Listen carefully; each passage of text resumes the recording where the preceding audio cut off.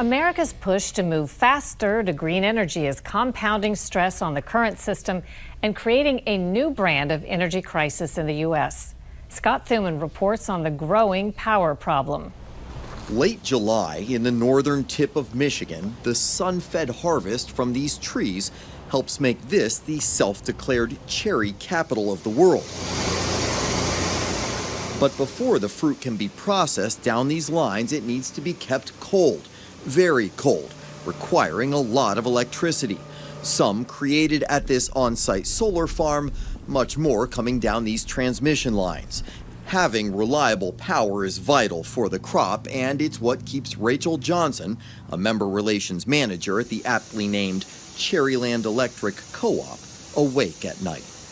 Talk to me about supply and demand these days. The way I like to explain to our members is to think of the energy grid as a bathtub.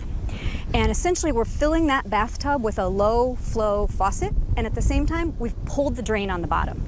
So we are putting resources into the tub at a slower rate than we're draining resources out of the tub. And then, to make matters worse, the tub is getting bigger because we're electrifying everything. So things like electric vehicles and just our increasingly electric dependent lives are increasing the demand for electricity, and we are just not putting new power supply on the grid at the rate at which we're taking it off the grid.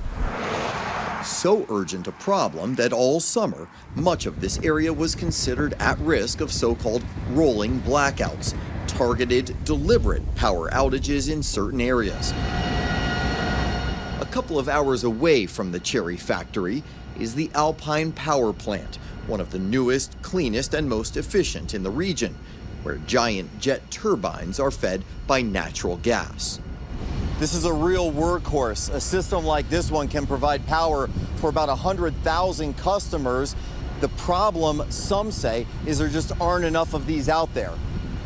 So this is where the power comes from. This is where the power comes from.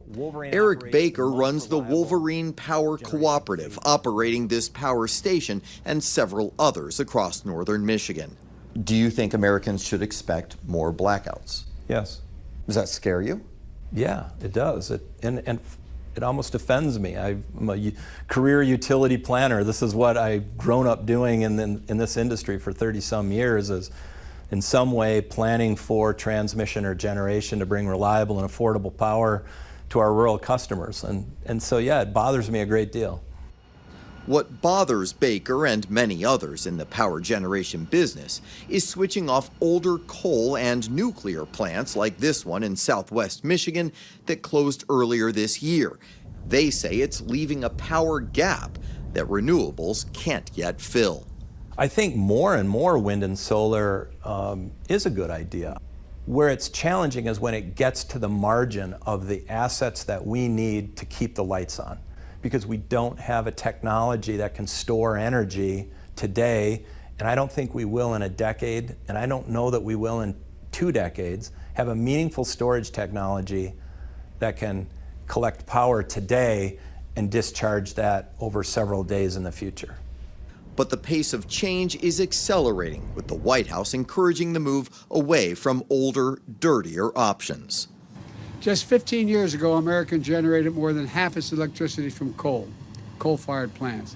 Today, that's down to 20%, because there's a big transition happening.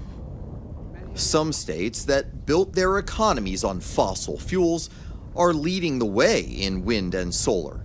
In Texas, new renewable power plants like this one outside of Fort Worth are now filling fields.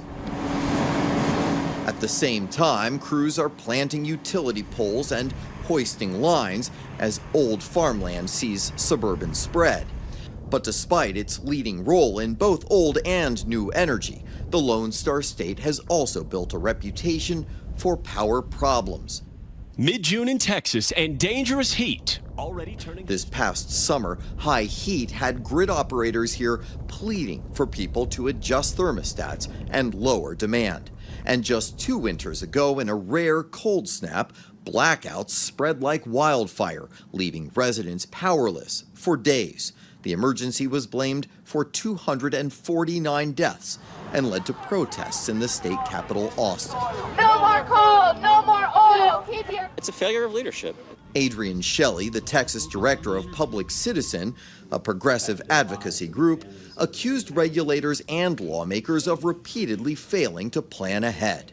Many of the people in the positions of power today were there 10 years ago in 2011 when the grid failed. They knew what needed to be done back then. They made the decision not to do it. It happened again. Across the country, the idea of grid failure comes up more and more these days. We talk about rolling blackouts as something that might happen.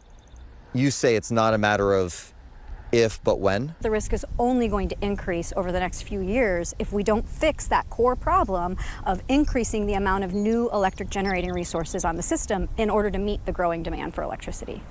As millions of Americans working from home put added strains on the system, and others consume more too, keeping everything from phones to laptops to electric cars in a constant state of charge.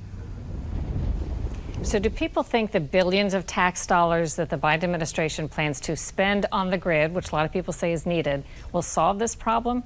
Well, experts say it'll help, but much more is going to be needed, because while the Biden administration wants to spend $10 billion on the grid, you also have some experts who suggest that it could cost $2 trillion between now and the year 2050 to address all the necessary upgrades. Wow. All right, Scott, thanks for keeping us updated.